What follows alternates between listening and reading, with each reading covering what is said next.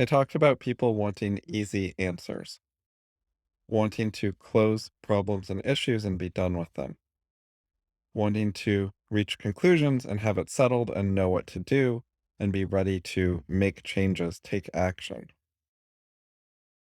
People often take some sort of principle, which may be right or wrong, and then they apply it to some specific detail. And then they think changing this detail in this way will make things better because it's in line with this good principle. Even if the principle is correct, that frequently doesn't work because when you change one detail, it is now interacting with lots of other stuff which may not fit with the principle. It may not be compatible. So I wanted to talk about some examples. I'll start with rent control.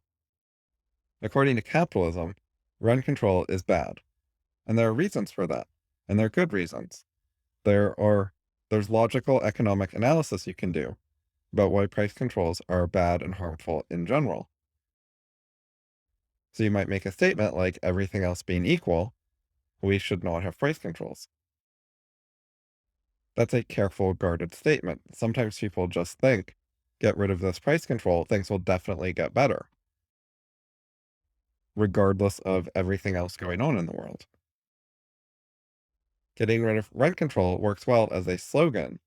It can help people think that they know better than society. It can help them think problems are soluble and they are the fault of the people in power for being wicked. It can help them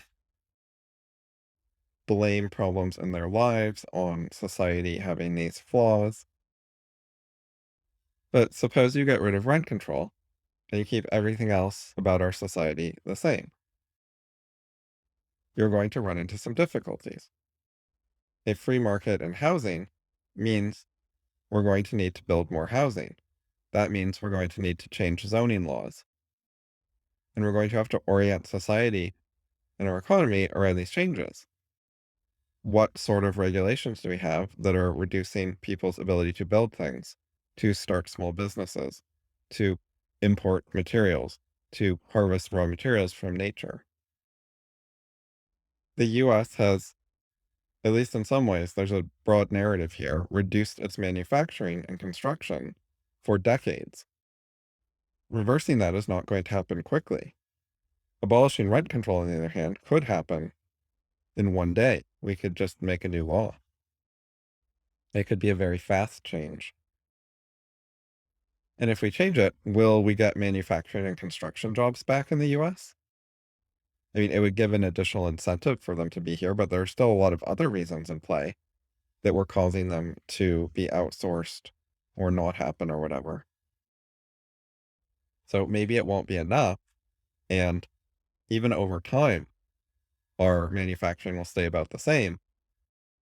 And then we will have a housing shortage. And yes, we have a housing shortage now. But so if you treat a housing shortage as a given, is rent control bad? That is not so obvious.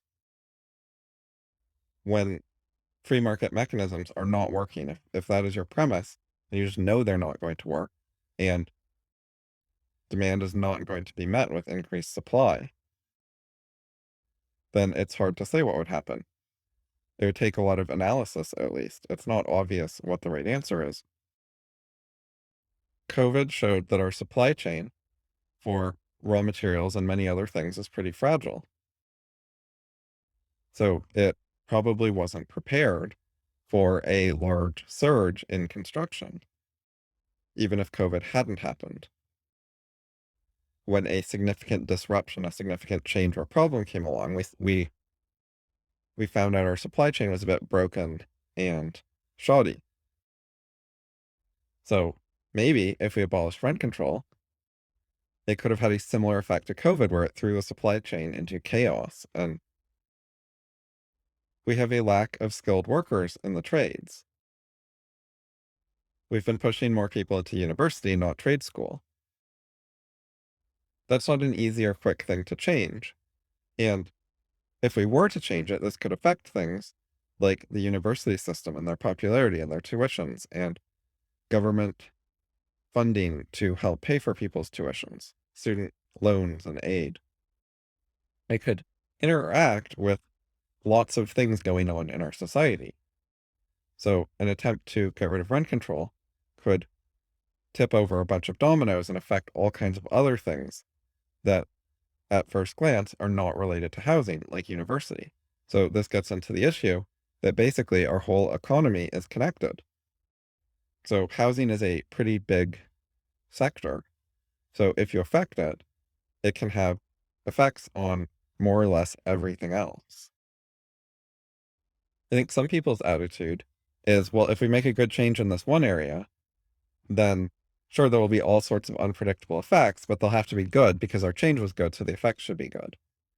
But I don't think that makes sense. I think that's careless, cavalier.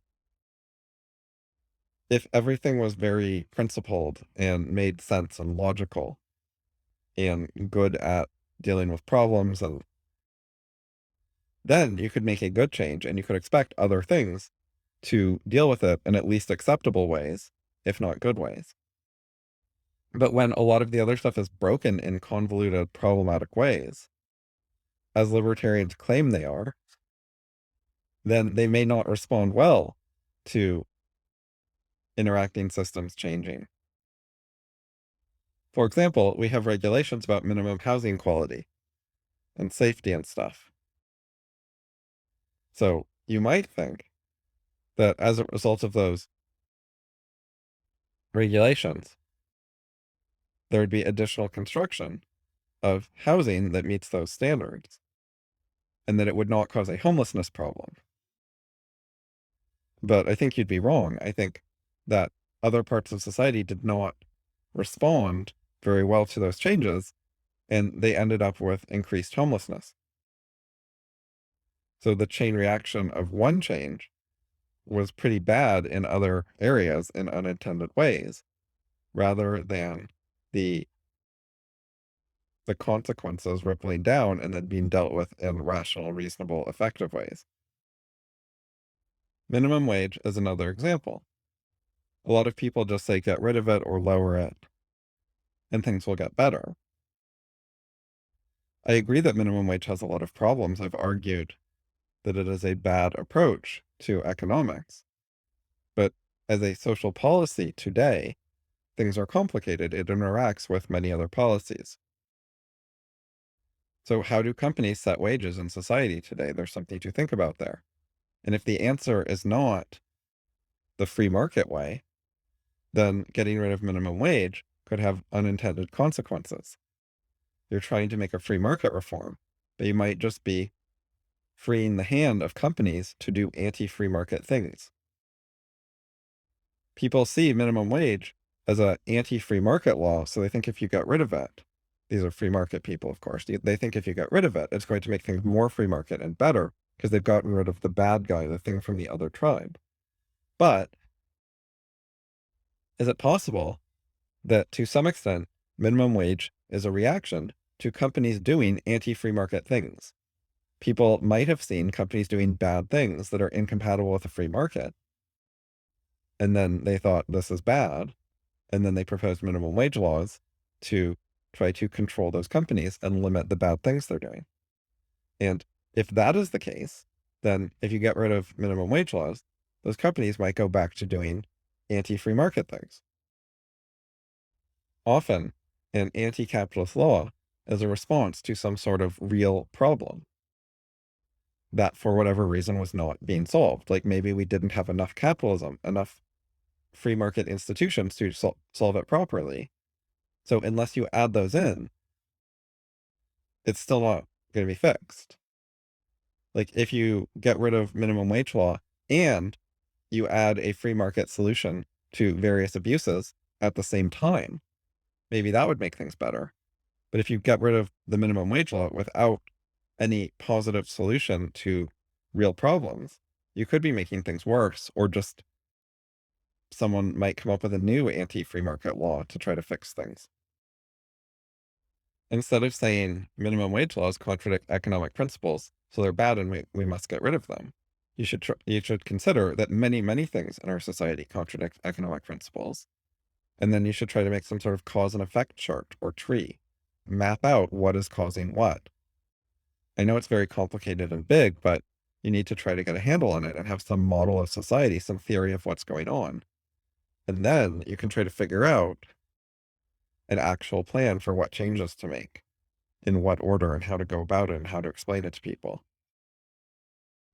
But when you have band-aids on band-aids on band-aids on problems, and then you rip off a random band-aid in the middle, and you have no idea what problem it was several layers away from trying to solve, that might not be good. It might be chaotic. Another issue to think about in general is what problems capitalism or economics are supposed to solve, and what is not its problem, not its business. Like, is it supposed to do everything and make all of life nice? Or is it only supposed to solve some problems? Like, is a free market system supposed to just let people do a lot of things wrong? And the solutions to those problems should be persuasion and culture and socialization and so on. My general opinion is government and the economic system and so on are only for certain limited purposes, and they shouldn't try to solve all the problems in everyone's lives. But that means we need other types of solutions. Better religion, better culture, better morals, better education, whatever. And if we don't have that, then we could have a bunch of problems. And those problems could motivate people to want extra government laws that aren't principled or something. And if you get rid of those laws without solving any of the cultural problems or providing any other sort of alternative solution, you can get a bad result. I do think there is an ongoing problem where people fail to differentiate between capitalism causing some sort of problem or being like neutral on it, allowing it, but not being in favor of it, and also allowing solutions of other types. For another example, I was reading an article today, and it talked about some economists advising President Reagan about antitrust regulation. So that was from quite a while ago, like the early 80s or so. And they said basically, here's how to be sneaky and neuter antitrust without repealing it or making a law change. Here's a way to sort of circumvent the legislature to accomplish the goal. So first of all, they were making government more convoluted, more complex. So they were violating some sorts of principles. But they thought it would be good because antitrust is evil and anti-capitalist.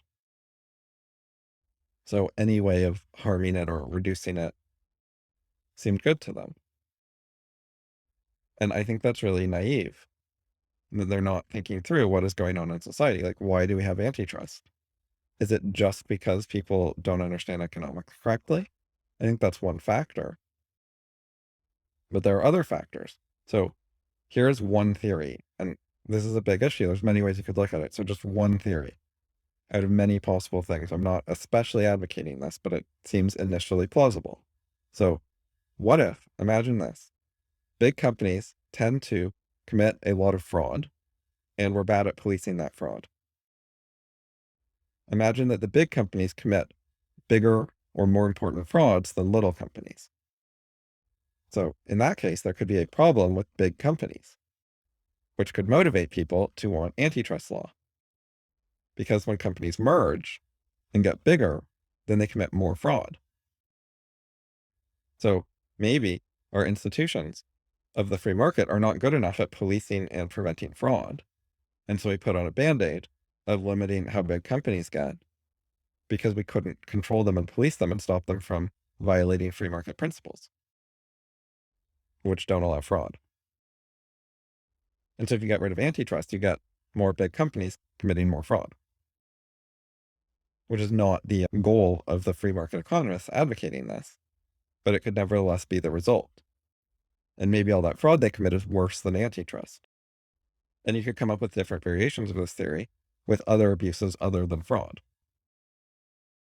So in general, society is complicated, and reforming things is hard and complicated, and people need to be more thoughtful and plan things out and try to understand complex systems more before changing them.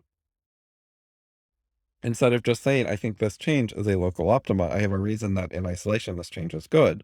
You should try to understand the global system and then think about good ways to deal with the global system and think about what are the bottlenecks or constraints or limiting factors in the global system in all of society. What are the key leverage points where we could make important changes? This is very similar to what Eli Goldratt advocated for managers at companies. He thought when changing a single company, you need to be a bit careful, plan things out, know that change is expensive, and pick your changes wisely. And so that applies much more so when you're trying to change a whole society rather than a single company.